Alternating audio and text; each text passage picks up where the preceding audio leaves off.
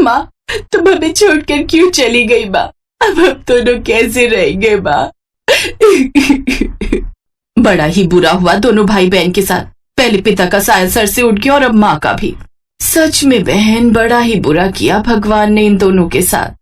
पूजा और सूरज दोनों भाई बहन थे।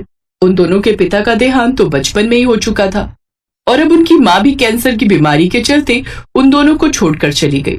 माँ की मौत के बाद अब दोनों बच्चे अनाथ हो गए। फिर एक रोज उनके मामा मामी उन दोनों को लेने आए।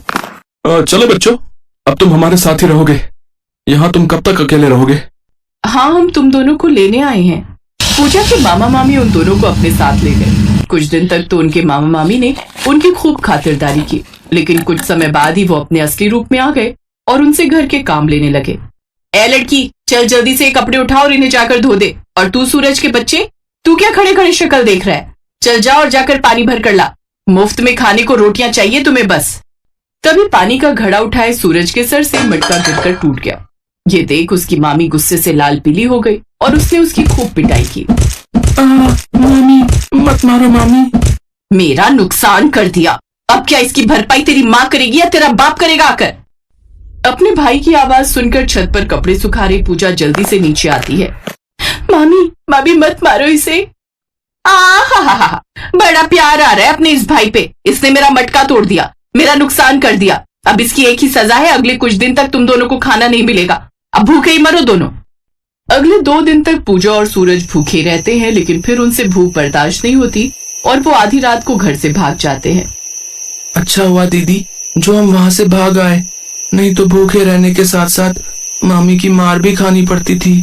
तू चिंता मत कर सूरज, आज के बाद हम कभी इस गांव में लौट कर नहीं आएंगे। अब वो दोनों इस गांव से दूर शहर आ गए और अब फुटपाथ पर भीख मांग कर गुजारा करने लगे। सुबह से लेकर शाम तक इधर उधर भीख मांगना और सड़क के किनारे ही दूसरे भिखारियों के साथ सो जाना। कभी कभी तो उन दोनों को कुछ भी खाने को नहीं मिलता था, इसलिए वो दोनों भूखे ही सो जाते थे।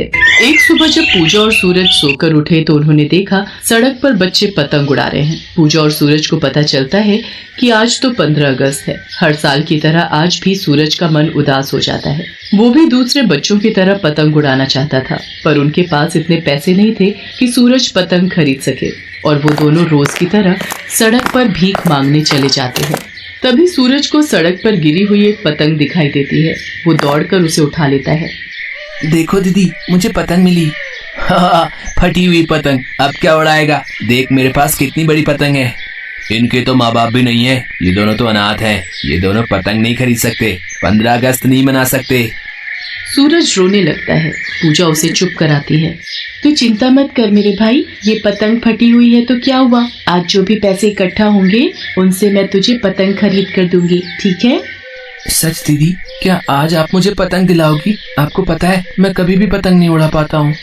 पूजा बहुत कोशिश करती है कि आज उसे भीख मिल जाए। वो गाड़ी वालों को रोकती है, लेकिन उसे उस दिन कोई भी भीख नहीं देता है। वो बहुत दुखी होती है। पूजा के पास 2 रुपए थे। वो पतंग वाले की दुकान पर जाती है। भैया, एक पतंग और थोड़ी सी डोर दे दो, मेरे पास ये 2 रुपए हैं। चल हट यहाँ से, मेरे दूसरे ग्राहक खड़े हैं। चल हट, 2 रुपए में कुछ नहीं आता।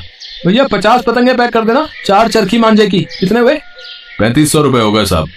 व्यक्ति दुकानदार को पैसे देकर गाड़ी के पास जाता है और सामान गाड़ी में रखकर बटुआ अपनी जेब में रखने लगता है। तभी उस व्यक्ति का बटुआ सड़क पर गिर जाता है और वो व्यक्ति अपनी गाड़ी में आगे चला जाता है। सूरज व्यक्ति का बटुआ गिरा हुआ देख लेता है और वो पूजा से कहता है, दीदी वो देखो, उन अंकल का बटुआ गिर गया और वो चले गए। दीदी इस बटुए में तो बहुत सारे रुपए हैं। सूरज, इसे बंद कर दे, ऐसे किसी का बटुआ नहीं खोलते। एक काम करते हैं, तू और मैं यहीं बैठ जाते हैं। क्या पता वो अंकल दोबारा अपना बटुआ ढूंढने के लिए आए तो हम उन्हें दे देंगे। पूजा सूरज के साथ वहीं सड़क के किनारे बैठ जाती है। लोग आ रहे थे, पतंग खरीद रहे थे।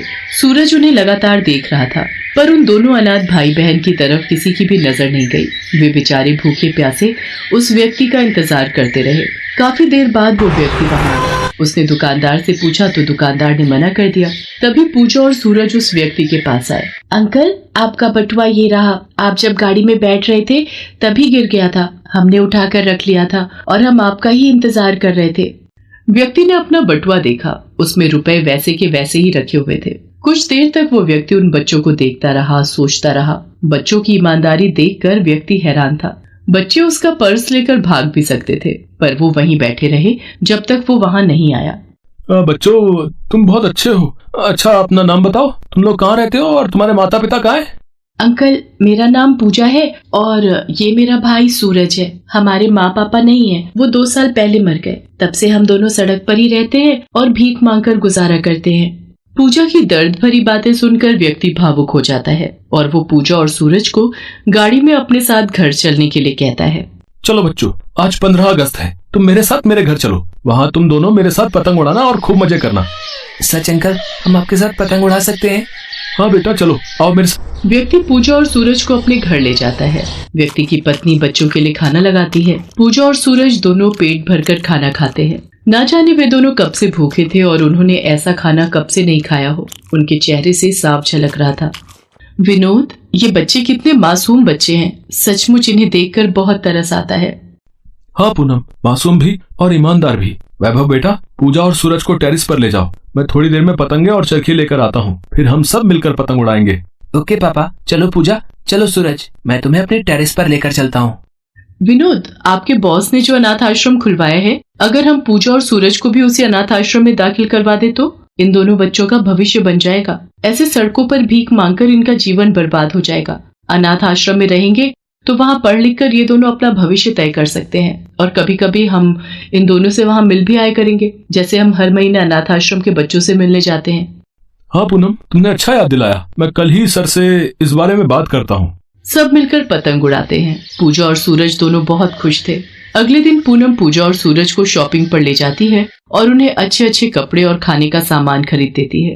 विनोद अपने बॉस से बात करता है और पूजा और सूरज को अनाथ आश्रम में दाखिल करवा देता है। अनाथ आश्रम में अपनी उम्र के बच्चों को देखकर पूजा और सूरज बहुत खुश होते हैं। वहाँ उनके खेलने के लिए खिलौने, पढ़ने के लिए किताबें और खाने के लिए भोजन की सारी सुविधाएं थी। कहते हैं ईमानदार व्यक्ति सदैव तरक्की के रास्ते पर ही चलता है। पूजा और सूरज दोनों को उनकी ईमानदारी का फल मिल गया। साथ ही साथ विनोद ने भी उनकी भलाई सोचकर दोनों अनाथ बच्चों के भविष्य को उज्जवल बना दिया।